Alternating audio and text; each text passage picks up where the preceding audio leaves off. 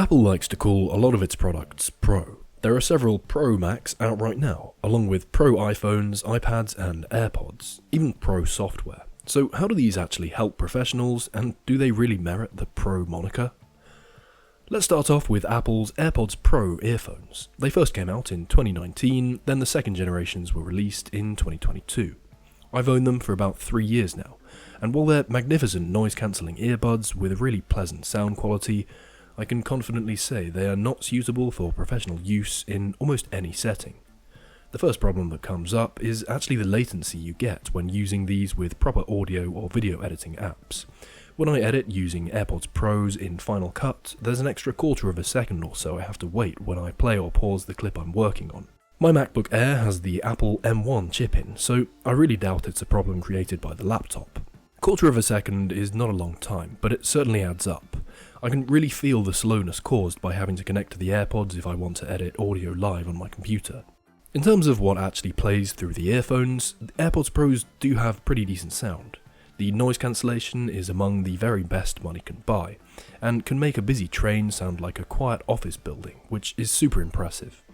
The actual sound signature is a little too bass heavy though. These play the low frequency sound slightly louder than you'd want a reference pair of headphones for audio production too.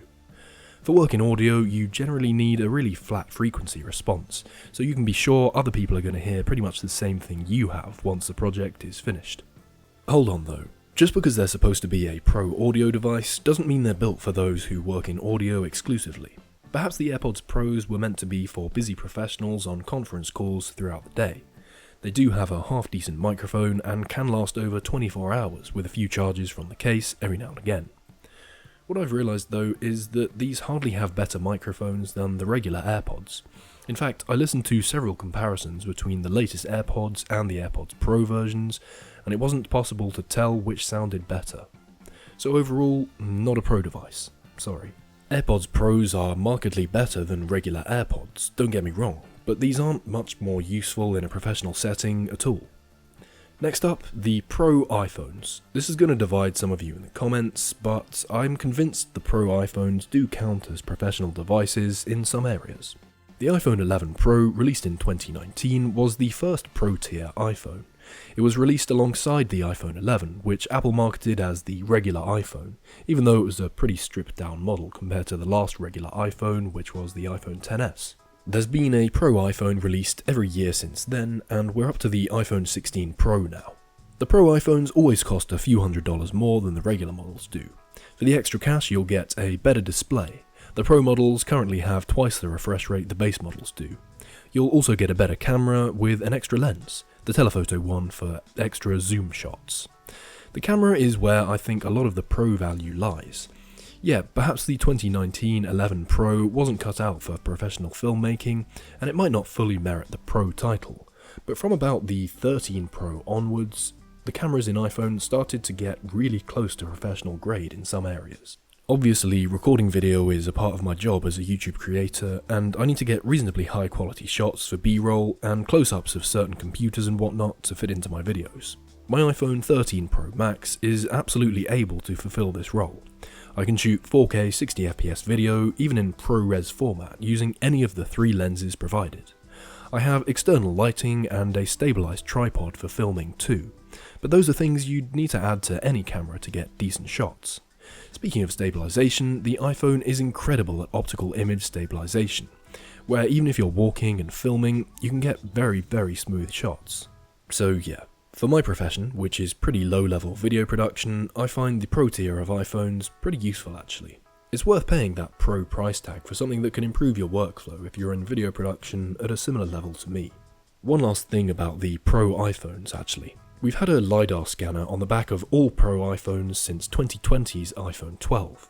LiDAR scanners enable you to take 3D scans of spaces, which can be essential if you work in planning for a building company, let's say. I saw a guy on Reddit talking about how his insurance company scans vehicles using a fleet of iPhones, I'm pretty sure. So there's another few professions that might take advantage of the more expensive Pro iPhone models. Alright, here's an interesting one. Final Cut Pro, the editing software developed by Apple, and the Mac Pro, you know, the big cheese grater one. Is Final Cut Pro suitable for professionals? I think just about.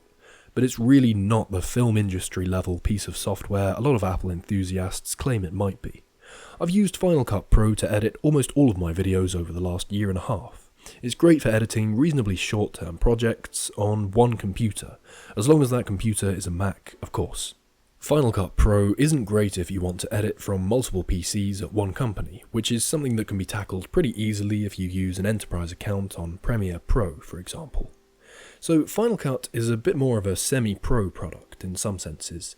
Editing home videos, YouTube projects, and stuff like weddings if you're a freelance video creator is easily done in it. Premiere Pro, Avid, and even sometimes DaVinci are more frequently used for the real high-budget stuff, and there's good reasons for that. The fact that you have to edit on a Mac with Final Cut Pro is really interesting though. A lot of film studios will need very specific specs to edit certain aspects of their film, especially to get the finished cut. For example, 20 plus CPU cores along with up to and sometimes over 100 gigabytes of RAM are used. Yeah, regular MacBooks can be used for editing with proxies as they don't need too much power to edit, but if you want to produce the final edit of something and render hours of 4K footage, you'll need something really top-end, like I mentioned. Only one Mac can really give you the top-end stuff, and that's the 2023 Mac Pro, with the M2 Ultra chip that has 24 cores and up to 192 gigabytes of RAM. The problem there is that's an extremely expensive computer. Despite its price, there are more powerful parts that can be put in an Intel or AMD build. AMD's Threadripper CPUs have up to 96 cores, which is absolutely unreal. They can be paired with up to 2 terabytes of RAM too. Astounding. Once you have a truly top-of-the-range computer like that, you won't be able to run macOS. You probably won't want or need Final Cut at that point either. Like I say, it's just not the tool of a really high-end professional studio. So back to the Mac Pro. Based on what I just said, I think it's a professional computer, absolutely. The fact that you can't custom build a bunch of them to have several in one room is quite disappointing though. You can order them with maxed out memory and so on, but that's almost prohibitively expensive compared to having an IT professional build several PCs for network applications and the editing of original clips on site. The Mac Pro is more suited to working on its own, in my opinion. Powering a desk for audio production, yeah, of course. Storing lots of media as a storage server, yeah, that works too.